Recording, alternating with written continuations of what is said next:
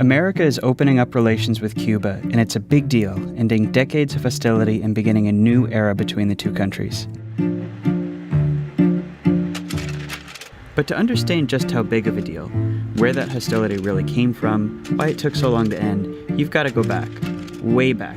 Not to the 1950s, as many Americans might think, but to the 1850s. The story starts with America divided between pro-slavery and anti-slavery politics, and one of their many fights is over the Spanish colony of Cuba. Pro-slavery lawmakers want to buy Cuba from Spain, or take it by force to turn it into a new slave state. Anti-slavery politicians oppose this, calling it imperialism. But fast forward to 1898, after slavery's over. Americans have a different version of this same argument when Cubans rise up against Spain. The U.S. joins them, starting the Spanish-American War. But Americans divide. Should the U.S. seize Cuba from Spain for itself, or liberate the island? This is part of a much bigger debate at the time over whether the U.S. should explicitly become a European-style imperial power. So this is an argument about Cuba, but it's also an argument about America, what kind of country it should be. Should America be the kind of country that controls Cuba, or that respects it as a fellow sovereign nation? And that argument has continued in different forms ever since. At this point, in 1898, that fight happens in Congress. Each side passes laws trying to force their way. And it ends up with a weird split baby policy, with Cuba winning independence, but other quasi-imperial American rule.